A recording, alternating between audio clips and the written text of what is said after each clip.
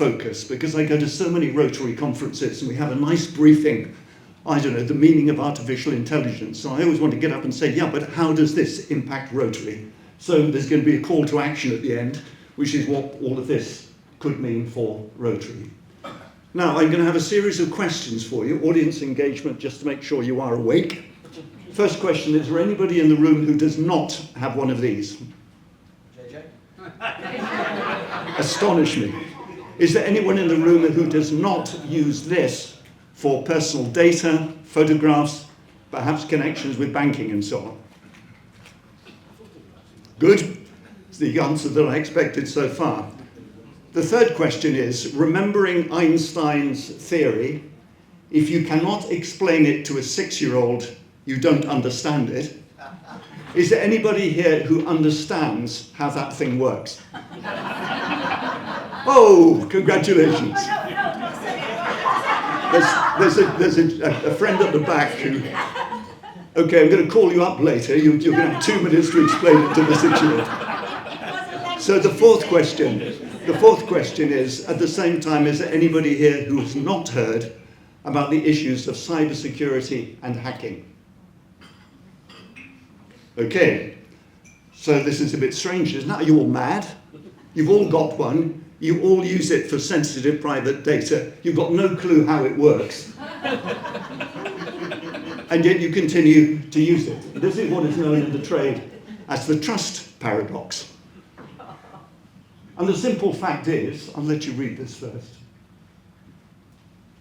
The simple fact is that convenience and speed tends to overcome your natural suspicion of something which really is handling, if not your most profound secrets, at least many of your most sensitive information.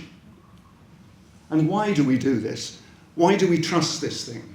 Well, I think there are a number of reasons. Let's put them up here. Sorry, this is my definition for those of you who, when we talk about cyberspace, are not quite sure what it means. Trust is that invisible glue, as we were hearing this morning from several speakers, that holds our communities together. It enables collaboration between families, between different political units, that you have a shared conception of what your country stands for and how it should work. It enables business because you can trust people as partners in developing the economy, and so on. Let's look at this in 4 specific areas where trust is absolutely essential. E-commerce and banking. I guess most of us here are probably using our smartphones for e-transactions, buying stuff online, perhaps from Amazon or other online sales people, or you're using it to pay for your meals or to pay for your drinks in the bar from your telephone at the same time. So you have an implicit trust that somehow your information is protected. Social media, you have an implicit trust, with your fingers probably tightly crossed these days, that Facebook and Instagram and all the other social media are actually giving your personal data a degree of protection, that it's safe with them, to be discussed later.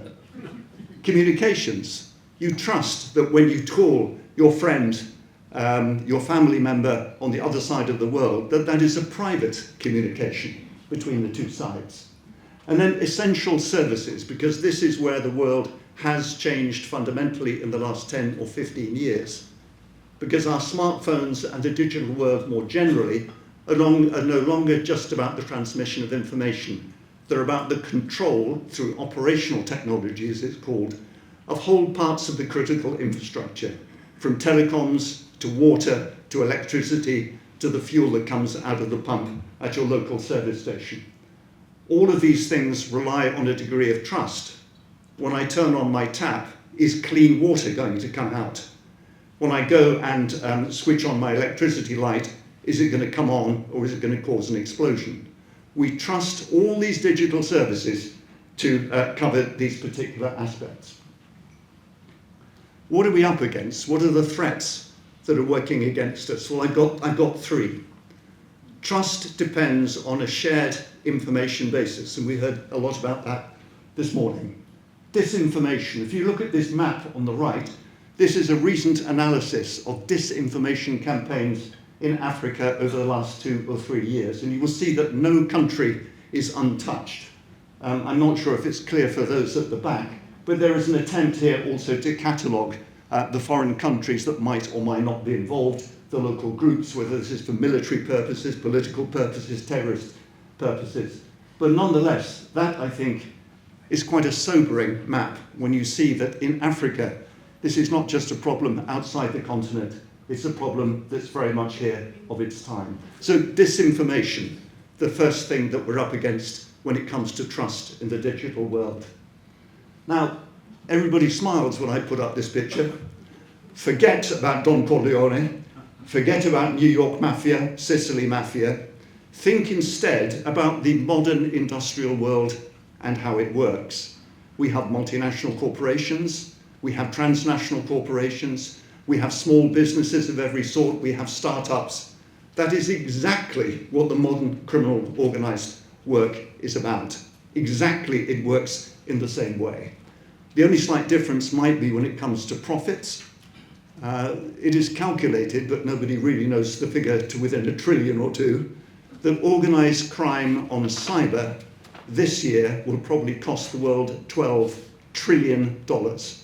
So it's a little bit of a close race, but it's almost at the level of international drugs trafficking. At the same time, ransomware, which is the criminal technique which either blocks data or steals data against the payment of a ransom, last year it's calculated made the criminals about $800 million. So that's just one criminal activity. And the other criminal activity you've probably all heard about is phishing, which is an attempt by criminals to get hold of your personal data, either by sending you an email or an SMS or something which appears to come from your bank or a trusted institution and asks you to provide information which would enable the criminals then to hack into you. So that is something which is, in a sense, not technical at all. This is at the human level, and we're going to come back to that a little bit later on as well. And then state-sponsored hacking. I should say each of these three is normally the subject of a 2-hour lecture in my courses, but I'll keep it very clear. Spying between states is generally said to be the second oldest occupation in the world. And certainly the arrival of the digital world has greatly facilitated that. You can imagine that if you can hack into your enemy's government records and just extract everything without leaving a trace, that's a very big advance on the old days when your spy went in with a little Minox camera and a suitcase to carry out the documents. Now it can be done, and in a sense, nobody's any the wiser. But we're way beyond that now. That continues, of course.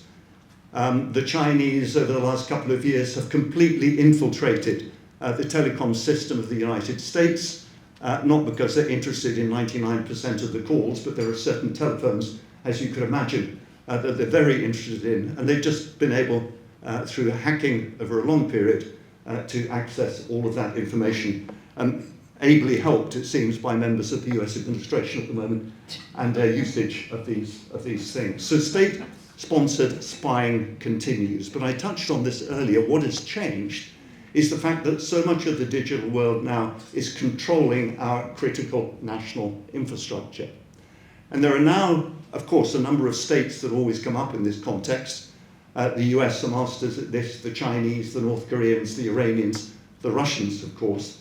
But altogether, we reckon there are about 100 states around the world which have more or less some degree of ability to hack into critical national infrastructure. It's a scary statistic, but it's a true one. And so somebody at the top of the Biden administration, just before the presidential changeover at the beginning of this year, actually admitted in a private meeting with CEOs that the Chinese had direct access and could push down the activities of many ports and other parts of the critical national infrastructure in the United States. Not because they're going to do it now, but if at some point in the future there is a major conflict between the two sides, perhaps over Taiwan, or even as a warning to the United States, the ability to crash 3 or 4 ports, to disrupt the water supplies to Washington, all of these things could have a big effect. And not a great effect on trust, for that matter, either. You can imagine the dismay that it would cause in the country whose services were attacked. So how can we build up digital trust, the digital trust which is going to be so important to the future, because with every day that passes, we're more and more dependent on digital services, on the use of the internet and so on. In the early days, this wasn't a problem. In 1989, doesn't seem so long ago, in 1989, when Tim Berners-Lee, a British scientist, set up the World Wide Web, he built it as an open network because it was being used by scientists and other academics, most of whom knew each other around the world. They just wanted a quicker means of communicating with each other. But of course, everything began to change when business and government started putting large amounts of their data onto the World Wide Web, onto the internet, stuff that was highly sensitive, and that open system didn't, by nature, provide it with any protection. So how can we protect ourselves? Well, I would argue there are probably three main ways. Technology. We should harden our technology and make sure that it's more effective against the hackers by using secure platforms, better cryptography, and strong authentication. I won't go into the details, this is not a technical talk at all. The problem is, of course, with this, that the criminals are working just as hard as the good guys to break the systems that we're trying to create. In fact, it's a digital arms race between the two sides, so it's not as easy as just hardening the technology. The second thing is through government policy, standards, legislation, and so on. And very briefly, there are various approaches to legislation. If you belong to an authoritarian country, one could say China, Iran, Russia, for example, then it's not a problem. The state says what you can do, you do it, or you disappear. In the United States, the philosophy, particularly under Trump, is that we need legislation and control of standards, but all of that should be left to the market. We don't want government interfering in the free market. So we'll recommend what you should do, and then the market will naturally determine, by putting you out of business if you get it wrong, what you should do. I come from Europe, so the European approach has been quite heavily to legislate. In the last 10 years, there's been a whole raft of legislation around issues about risk management, about the handling of crises, about basic standards for the technology and so on. Deeply unpopular with the Americans because some of the big tech American companies like Meta, Amazon and so on have been fined eye-watering amounts of money for their failure to meet the regulations that we have in force. And it's going to be interesting in a tariff warfare world how that's going to work out. Will Trump accept the fact that Meta, for example, might be fined $2 billion for getting their privacy controls wrong, and so on. And then the third thing, people. When I talk about technology, humans are the major part of technology. So I can stand up here as actually a classics graduate. I'm an expert in Roman history, nothing to do with technology, because so much of this world, when you're talking about strategy and policy, is about you and me, people. The human factor, as it's often called. More than half of successful hacks are caused by us, not by failures of technology, but by people who make a simple mistake. They're careless, they're not paying attention, they don't obey the rules, they click a button when they shouldn't do, and hey presto, the criminals can come in. And so I would argue, and this is a particularly Rotarian thing, the importance of education and awareness in this particular space. Again, I'll come back to that in the call to action at the end. So we've been talking about technology, legislation, people, but it's actually trust in cyberspace is also an ethical issue. It's not just a technical problem. And we need to think, therefore, about transparency and accountability. We could have a long discussion on this subject. There's a case in Kenya, which started, I think, at the beginning of this month, where Meta is being sued by an Ethiopian family who say because of Facebook's lack of control over fake news that was being circulated, their parents were killed. They were killed because of the information that was spread. Are they acting ethically?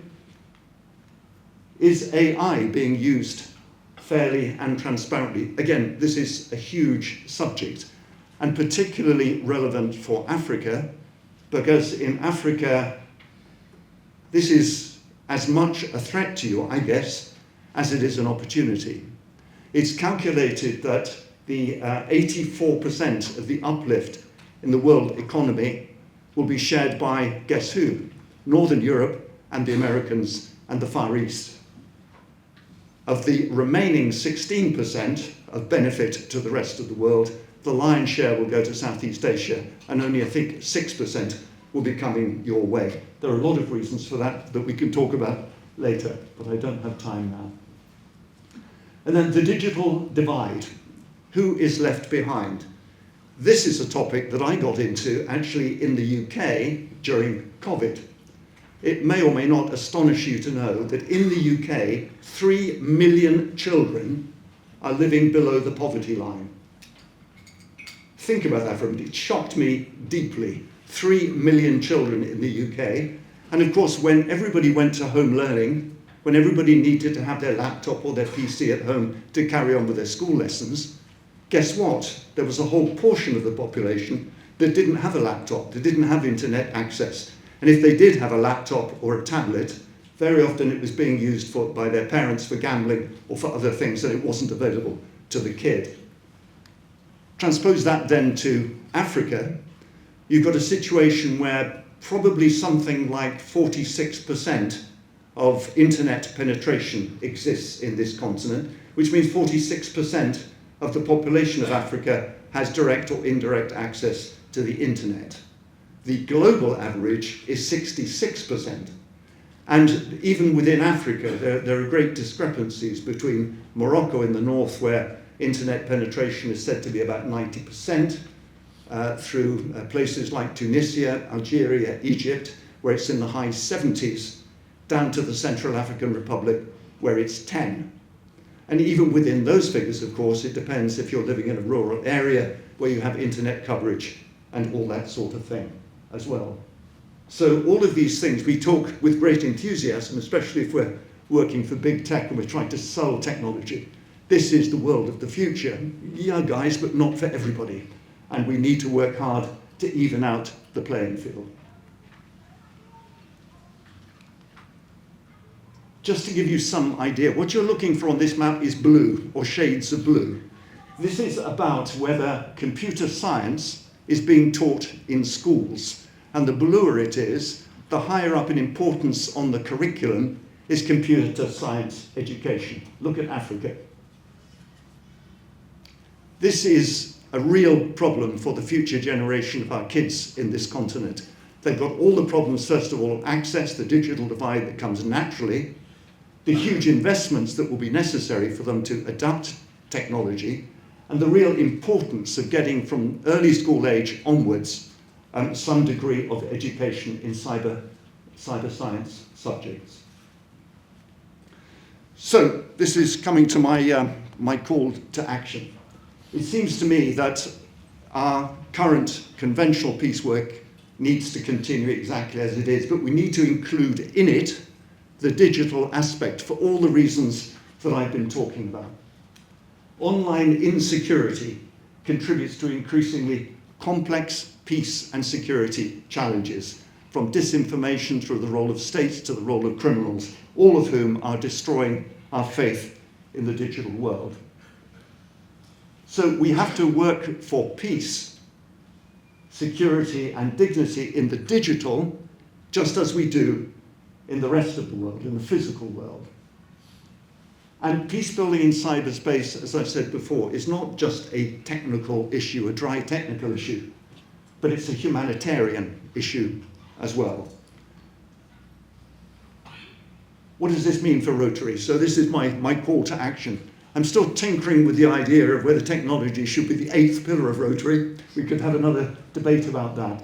But what can we be doing actively as Rotarians in Africa or wherever we're working? Promote digital literacy. This is absolutely alongside the normal education campaigns that we're doing. But if the next generation of kids are to have the benefit or to take the advantage of the benefits of technology, they need to be digitally literate.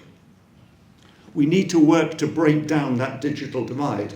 Now, I spent 6 years working for the Vodafone Group, and I know that for commercial reasons, big telecoms companies are very keen to spread their technology to improve digital coverage, even in countries with a low urban population. But it costs an awful lot of money. We should be lobbying with our governments and others to make sure that people who don't have access to digital communications have that access. We need to support cyber ethics and trust building. We should be working against, and I'm sure we're doing this in other peace contexts, we should be working against the role of disinformation. There is a problem, of course, not just in Africa, but everywhere. There's a lack of, one could call it media literacy, but also in many places, especially if you're living in the bush in Africa, in Ethiopia or in South Sudan, how do you find out what the truth is? Especially if you're predisposed to look at only media that supports the thinking of your tribe, your political party, and so on. This is a huge area of work as well. So I repeat, trust in cyberspace is not just a technology issue. It's a human issue, and I would say fundamentally also, therefore, a Rotary issue. We can all help make the world, digital world, safer and more just. Thank you very much.